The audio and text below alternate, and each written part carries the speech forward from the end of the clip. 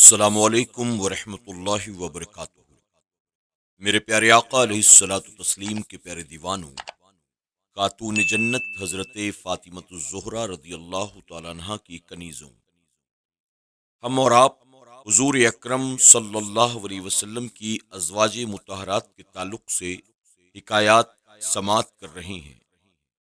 اس وقت ہمارے اور آپ کے سامنے ذکر چل رہا ہے ام المومنین حضرت عائشہ صدیقہ رضی اللہ تعالیٰ عنہا کا۔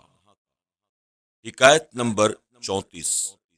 ام المومنین حضرت عائشہ صدیقہ رضی اللہ تعالیٰ عنہا کا امتیاز۔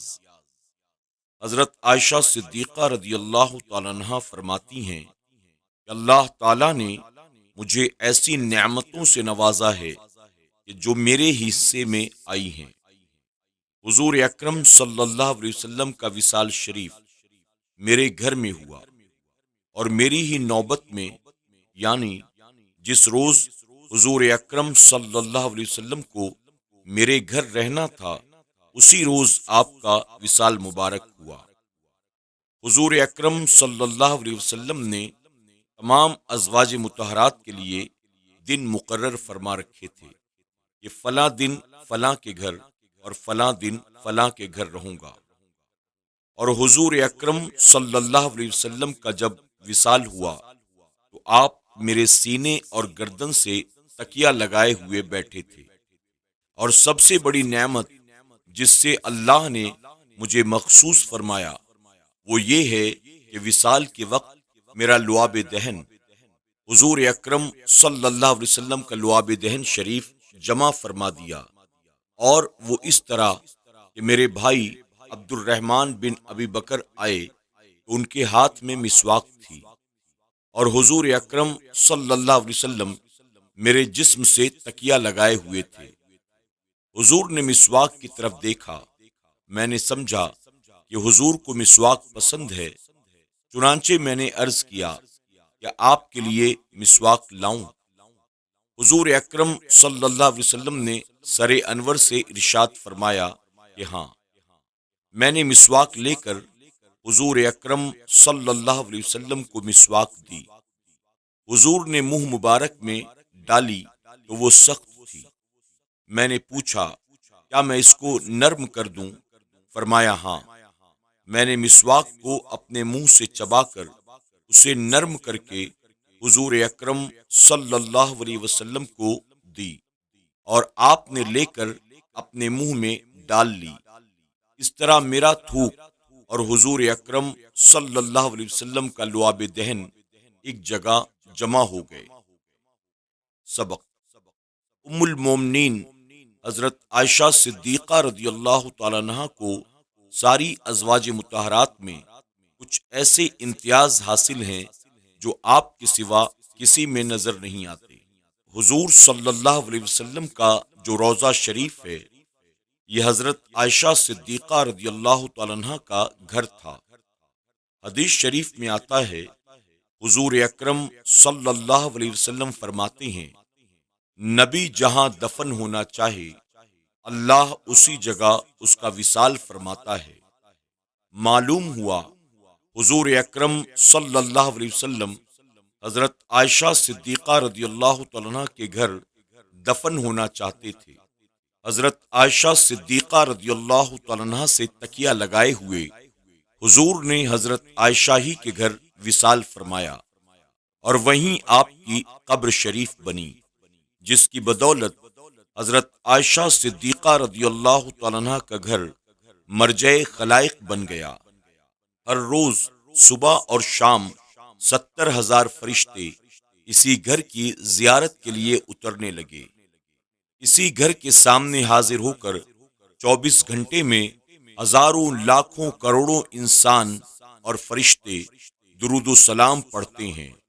معاذ اللہ، معاذ اللہ، اگر عائشہ صدیقہ رضی اللہ تعالیٰ عنہ میں بقول منافقین کوئی عیب ہوتا تو خدا تعالی کبھی حضرت عائشہ صدیقہ کے گھر حضور اکرم صلی اللہ علیہ وسلم کا وصال نہ فرماتا، اور نہ اس گھر کو مرجع خلائق ہی بننے دیتا۔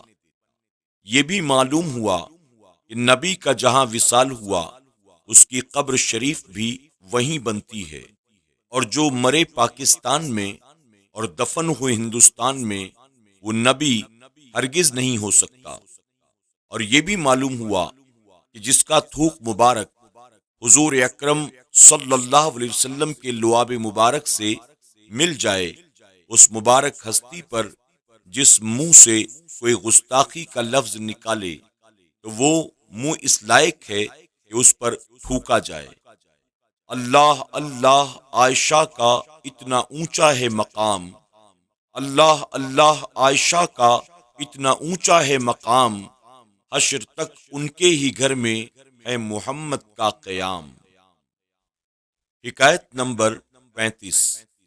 حضرت عائشہ صدیقہ رضی اللہ تعالیٰ عنہ کے گھر میں حضرت مجدد الفسانی علیہ رحمہ فرماتے ہیں کہ میرا کچھ سال پہلے یہ طریقہ تھا کہ میں ہر سال کچھ طعام یعنی کھانا پکا کر اس کا ثواب حضور اکرم صلی اللہ علیہ وسلم، حضرت علی کرم اللہ وجہ الکریم، حضرت فاطمۃ الزہرا رضی اللہ تعالیٰ عنہ اور حضرت امام حسن و حسین علیہم السلام کی بارگاہ میں پہنچاتا تھا۔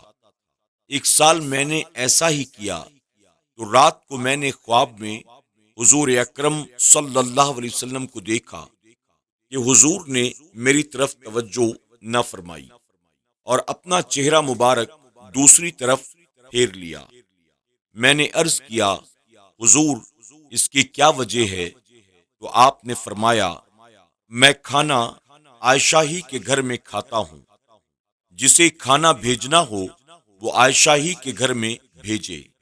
اس وقت مجھے معلوم ہوا کہ حضور اکرم صلی اللہ علیہ وسلم کے توجہ نہ فرمانے کی وجہ یہ ہے کہ کھانے کا ثواب پہنچانے کے وقت میں نے ام المومنین ماں عائشہ صدیقہ رضی اللہ تعالیٰ عنہ کا نام نہیں لیا۔ اس کے بعد پھر میں نے یہ طریقہ اختیار کیا کہ جب بھی کھانا پکا تو ثواب پہنچاتے وقت ماں عائشہ صدیقہ رضی اللہ تعالیٰ عنہ بلکہ ساری ازواج مطہرات کا نام بھی لیتا، کیونکہ یہ سب اہل بیت میں شامل ہیں۔ سبق: ام المومنین حضرت عائشہ صدیقہ رضی اللہ تعالیٰ عنہ کا بہت بلند مقام ہے۔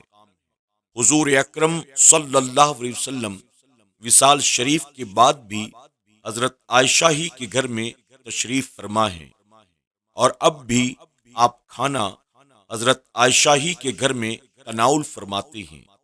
اس بات پر اگر کسی کو اعتراض ہو تو وہ مجدد الفسانی علیہ رحمہ پر معترض ہے۔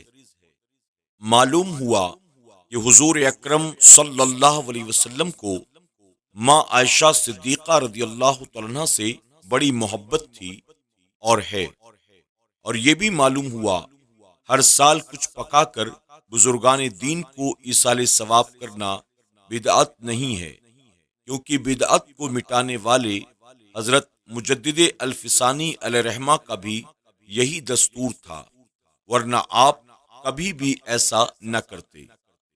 یہ بھی پتہ چلا کہ کھانا پکا کر کسی بزرگ کے نام اس کا ثواب پہنچانا بیکار بات نہیں، بلکہ ثواب پہنچتا ہے۔ اگر ثواب نہ پہنچتا تو حضور اکرم صلی اللہ علیہ وسلم یوں کیوں فرماتے کہ مجھے کچھ بھیجنا ہے تو عائشہ کے گھر میں بھیجا کرو؟ اگر یہ بات ناجائز اور بدعت ہوتی تو حضرت مجدد الفسانی علیہ رحمہ نے عدم توجہ کی وجہ جب دریافت کی تو حضور اکرم صلی اللہ علیہ وسلم یوں فرماتے کہ تم نے یہ کیا نیا طریقہ اختیار کر لیا ہے کہ ہر سال کچھ پکا کر ہمارے نام پر ایصال ثواب کرتے ہو؟ ایسا نہ کیا کرو۔ حضور اکرم صلی اللہ علیہ وسلم نے بلکہ یہ فرما کر کہ میں کھانا عائشہ کے گھر کھاتا ہوں بتا دیا کہ کھانا پکا کر بزرگوں کے نام اس کا ثواب پہنچانا جائز ہے اور ثواب پہنچتا بھی ہے۔